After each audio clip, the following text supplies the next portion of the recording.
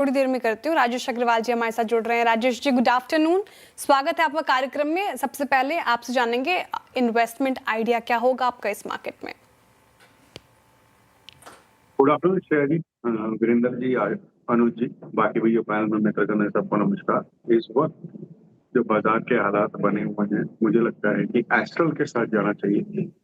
अगर आप देखो तो सीपीवीसी और lead free PVC piping system में एक अग्रणी कंपनी है। उसके अलावा एडेसिव, वाटर टैंक्स, पाथवेयर, पेंट्स में 4.2 लाख मीट्रिक टन की इनकी पाइप्स की कैपेसिटी है, 1.4 लाख मीट्रिक टन के एडेसिव की और 36,000 मीट्रिक टन की पेंट्स की।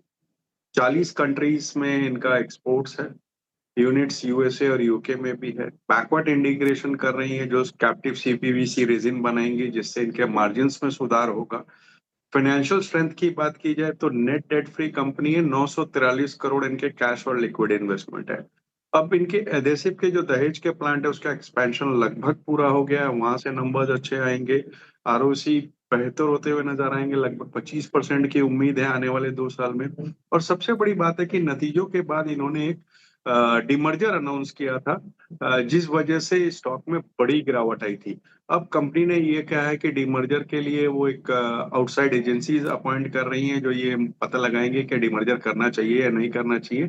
तो उस वजह से ये रिवाइवल दिख रहा है और मुझे लगता है कि शॉर्ट टर्म में ये स्टॉक 1520-25 तक और थोड़ी सी मध्यम से लंबी अवधि तक रखा जाए तो 1700 तक जा सकता है। एस्ट्रल लंबी अवधि के नजरिए से काफी पसंद आ रहा है राजेश अग्रवाल जी को। फाइनेंस पर शायद देश की सबसे अच्छी एनबीएफसी में से एक, लेकिन इन लेवल्स पर क्या व्यू होगा? देखिए, आपने सही कहा, देश की सबसे अच्छी number, one of the best NBFC कह सकते हैं। और मैनेजमेंट अच्छा है, कामकाज अच्छा चल रहा है। पिछले दिनों जो एक स्ट्रेटेजिक पार्टनर की एंट्री हुई, उससे भी थोड़ी सी उम्मीद बेहतर बनती है। आज जो नंबर्स आए, भले वो एनआईआई के हो या बॉटम लाइन के हो, दोनों उम्मीद से बेहतर आए। थोड़ी दिक्कत एसेट क्वालिटी को लेकर के है। मुझे लगता है कि अगर स्टॉक किसी भी कारण से 970 950 के रेंज में आता है तो एक अच्छी बाइंग पॉइंट होगी बनिस्पत कि आप 6 से 9 महीने होल्ड करने की इच्छा रखते हो। श्रेया फाइनेंस पे ये राजेश जी का व्यू है। अच्छा, मैं इसी चीज़ पे आता हूँ। जी, आपने नंबर्स देखे सभी आईटी कंपनियों के। क्लियरली मार्केट ने एक थम्स अप दिया टेक महिंद्रा को और कुछ हद तक टीसीएस को, लेकिन आपका क्या व्यू है इस समय लार्ज कैप आईटी को लेकर? अनुज जी, अगर पूरे आईटी स्पेस की बात की जाए या आईटी इंडेक्स की बात की जाए ना, तो आप अगर देखोगे तो करीब करीब 25% ऊपर से आईटी इंडेक्स टूटा। क्यों टूटा? जेन एआई के डिसरप्शंस के एंजाइटीज थी, ग्लोबल स्पेंडिंग का स्लोडाउन था, इन सब चीजों को लेकर वैल्यूएशन, जैसे आशीष जी भी बता रहे थे, बहुत कंफर्टिंग हो गए। जहां 27-28 का मीडियन पी चल रहा था, वो अभी 18-19 पे आ गया। आप डिविडेंड यील्ड देखो, प्राय सभी दिग्गज कंपनी की 3 से 6% बैठ रही है। तो आज की डेट में आपको ये स्टॉक एफडी के सही हिसाब से सोचना पड़ेगा, 2 साल की टाइम होराइजन के साथ। और सबसे अच्छी बात है कि तीनों दिग्गज कंपनियां, टीसीएस, इन्फोसिस, एचसीएल टेक ने पिछले महीने भर में बयान ऐसे जारी किए कि वो एआई में बड़े तौर से जा रहे हैं। तो वो बहुत कंफर्टिंग फैक्टर था।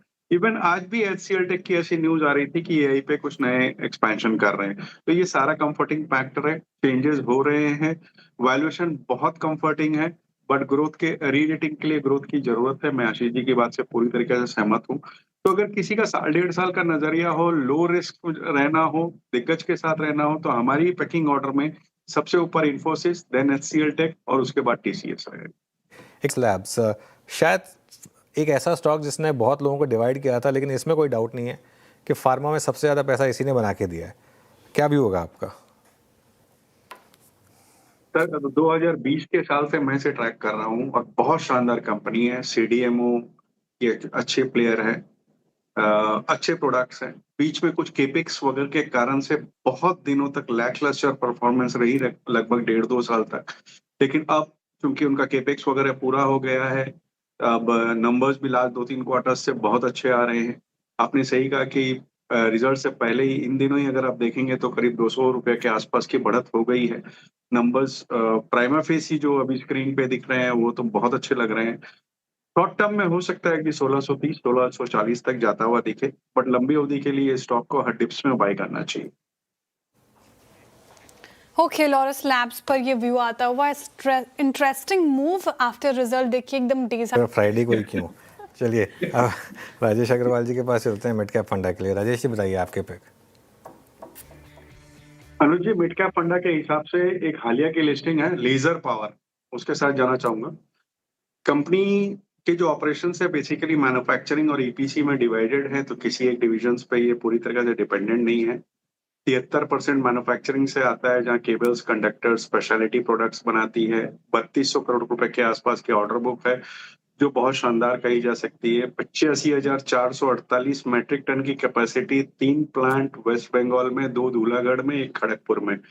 कॉस्ट एफिशिएंसी बढ़ा रहे हैं, प्रोडक्ट कंसिस्टेंसी इनकी है। टाई अप है टीएस कंडक्टर यूएस के साथ, जिसके कारण से क्वालिटी बहुत अच्छी है और नए ऑर्डर्स भी अच्छे मिल रहे हैं। लगातार सेल्स ग्रोथ और बॉटम लाइन की ग्रोथ दिखाई है पिछले 5 सालों से। जो आईपीओ के रुपए आए 490 करोड़, उससे ये डेट रिड्यूस कर रहे हैं, जिससे मार्जिन में भी सुधार होगा, बैलेंस शीट स्ट्रांग होगी और कैपिटल रेशियोज में सुधार आएगा।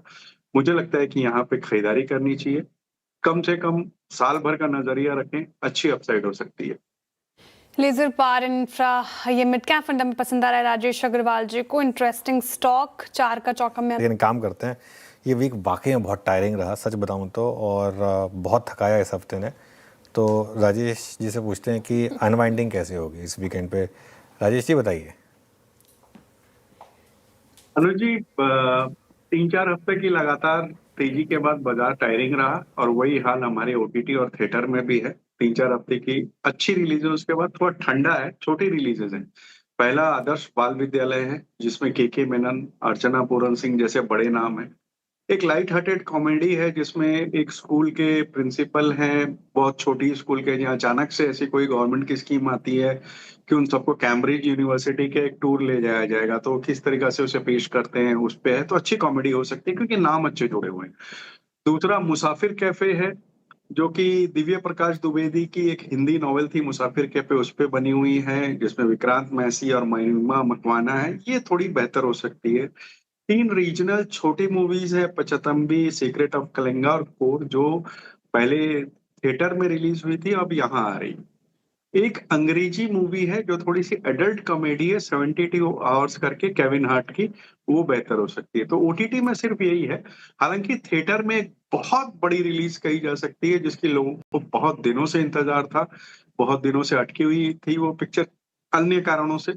जननायकन, जो कि थलपति विजय, पूजा हेगड़े और बॉबी देओल की है। विजय साहब अब सीएम हैं और एक पॉलिटिकल ड्रामा है, तो उसकी लोगों को इंतजार था। एक थोड़ी सी छोटी मूवी है, लेकिन एक्टर अच्छे हैं, अनु कपूर, पवन मल्होत्रा। उत्तर दा उत्तर, ये एक अच्छी कॉमेडी हो सकती है। अनु कपूर साहब एक फिजिक्स के प्रोफेसर हैं और बावजूद फिजिक्स के प्रोफेसर के वो अंधविश्वास पे, वास्तुशास्त्र पे, इन सब चीजों पे बहुत ज्यादा विश्वास करते हैं, तो एक अच्छी कॉमेडी हो सकती है।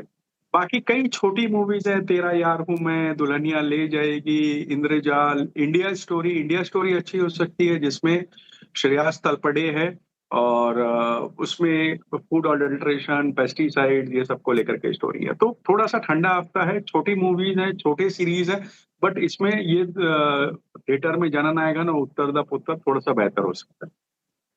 नहीं, आपको पिक करनी हो तो क्या पिक करेंगे, आदर्श बाल विद्यालय या फिर उत्तर दा पुत्र?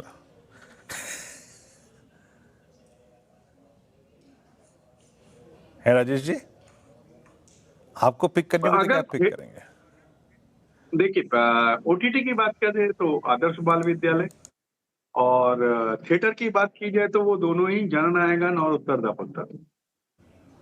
तो ये अच्छी लग रही है एक्चुअली देखकर इसका, जैसे बोला राजेश जी ने, अच्छे एक्टर्स हैं, अनु कपूर, पवन मल्होत्रा, ब्रिजेंद्र काला, अच्छे एक्टर्स हैं, तो अच्छी हो सकती है। दिखाई नहीं दी मुझे को। नहीं, मैंने अभी गूगल किया ऑनेस्टली स्पीकिंग, झूठ क्यों बोलूं। अच्छा। तो हाँ, तो वो थोड़ी सी अच्छी लग रही है। श्रेया, कोई कोरियन ड्रामा आया है ना? के ड्रामा तो सर ऑल टाइम फेवरेट है। मैं तो रिपीट भी, मतलब देखा हुआ भी बिंज वॉच कर लेती हूँ कभी कभी। पर अभी फिलहाल से कोई के ड्रामास नहीं अच्छे। के लिए काफ़ी हिम्मत है रिपीट करने की, हमसे तो नहीं रिपीट होता। चलिए आखिरी के 4 मिनट बचे हैं मार्केट के वीरू, और अगर वो सिमेट्री बैठी तो अच्छा, अगला हफ्ता अच्छा होगा वीरू, और बहुत शानदार होगा अगला हफ्ता मार्केट के लिए, ये उम्मीद करिए, और इस उम्मीद के साथ वीकेंड में जाइए फिर। बिल्कुल बिल्कुल बिल्कुल इसी उम्मीद के साथ वीकेंड में जा रहे हैं। बड़ी, अगर आप देखें, मुश्किलों के बाद, बड़ी जद्दोजहद के बाद ये बेला आई है। कसम से कह रहा हूँ, पूरा भेजा फ्राई है, क्यों अनुज? इन 5 दिन में अगर आप देखें जो हुआ ना, उसे झेलना बहुत मुश्किल था। Anyway, let's hope for the best. जैसे कि अनुज कह रहे थे कि let's hope for the best कि अगले हफ्ते प्रॉस्पेरिटी जो है, हरा निशान फिर लौटे दस्तक दे दलाल स्ट्रीट पर। इन्हीं उम्मीदों के साथ इस कार्यक्रम को यहाँ समाप्त करते हैं। मुलाकात होगी सोमवार को मॉर्निंग कॉल और मुनाफे की तैयारी। तब तक के लिए